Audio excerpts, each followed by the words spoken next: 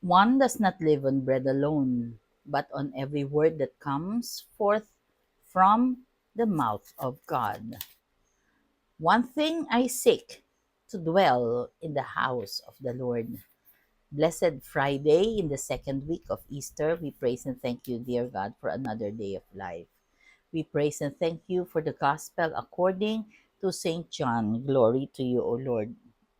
Allow me to read, although this is a bit long. Jesus went across the Sea of Galilee.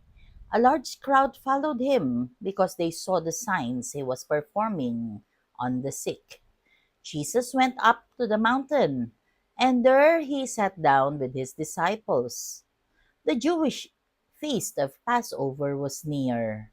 When Jesus raised his eyes and saw that a large crowd was coming to him, he said to Philip, "Where can we buy enough food for them to eat?" He said this to test him because he himself knew what he was going to do. Philip answered him, 200 days' wages worth of food would not be enough for each of them to have a little. One of his disciples, Andrew, the brother of Simon Peter, said to him, "There is a boy here who has 5 barley loaves and 2 fish. But what good are these for so many?" Jesus said, "Have the people recline." Now there was a great deal of grass in that place. So the men reclined, about 5,000 in number. Then Jesus took the loaves, gave thanks, and distributed them to those who were reclining, and also as much of the fish as they wanted.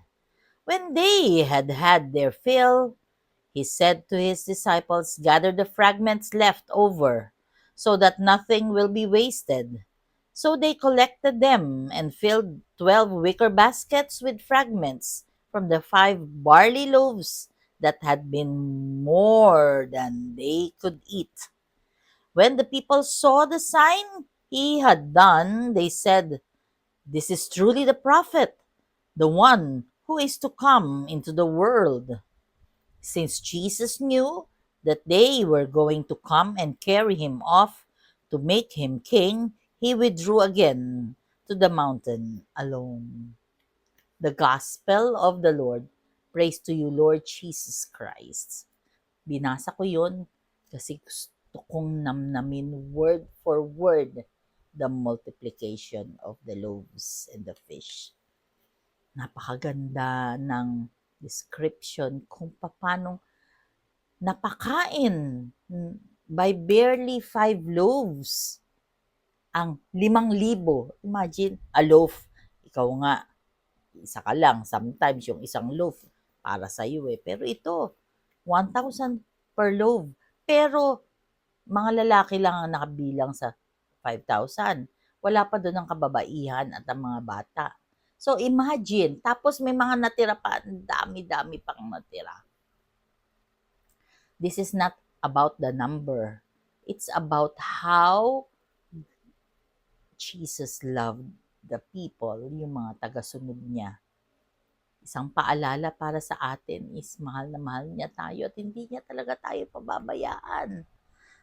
Kung yung mga ibon nga, di ba, hindi naman nawawala ng pagkain, tayo pa kayang mga mahal niya. Una yan. Ang ikalawa, para magkaroon, isang paalala ito, para magkaroon ng milagro sa buhay, kailangan mo nang sumunod. Anong sinabi niya? Tell the people to recline, di ba? Maupo sila at sumandal. Kasi kung hindi sila sumunod, walang milagrong magaganap. Kung wala din ng pagbabahagi, di ba yung bata merong loaf siya, sabi niya, "There is a boy here who has 5 barley loaves and 2 fish." So yung bata na yon meron siyang loaf, pero syempre with approval niya na gusto niyang i-share. Kasi kung ayaw niya rin yung hindi niya rin yung ginustong i-share, paano? Yes, magmamagic si Jesus, pero meron pang gagalingan. Ang paalala sa atin is, meron tayong i-offer at susunod tayo. obedience is the key. Kahit sabihin ng Diyos na, ang plano ko sa iyo ay ganito, ikaw ay magkakaroon ng negosyo, ikaw ay bubuti, ikaw ay gagaling, provided ikaw ay, di ba, magbawal sa iyo yan, huwag mong kainin, gagaling ka, I promise you, sabi ni Lord. Pero ikaw hindi ka susunod. Paano? Diba? Paano? So, napakaganda ng reminder sa atin na tayo ay susunod at tayo ay makikinig at tayo mag-obey. Bakit? Kasi, yes, God is a gracious God, is a generous God. So, ibibigay niya lahat ng gusto niya ibigay sa atin. Pero tayo, we can also ask and we should obey. Makinig tayo sa sinasabi niya. Makinig tayo. Madali lang sabihin, Tita Malu. Pero sa totoo lang, yun yung key para magkaroon ng milagro sa ating buhay. Yung magic na tinatawag. And so, napakaganda ng paalala sa atin ng multiplication of the bread. Yung mga bagay na pinagkakaloob natin ng Diyos, magmumultiply yan kapag i-share natin. Pero kung kakamkamin natin at itatago lang natin para sa ating future use, hindi yan ang goal. Bakit ba tayo naririto pa? Di ba? Baka ang gusto ng Diyos tayo, it's about time magbahagi ka. It's about time lahat ng binibigay ko sa iyo, i-share mo. And all the more that you share, all the more that it will multiply. Let us pray. Lord God, we are sorry for our sins, either of commission or omission. We pray for healing of those who are sick, those who are requesting for prayers, and those who are praying with us right here, right now. Panginoon, be with us always and in all ways, and allow us to be sharers of your blessing. Amen. God bless.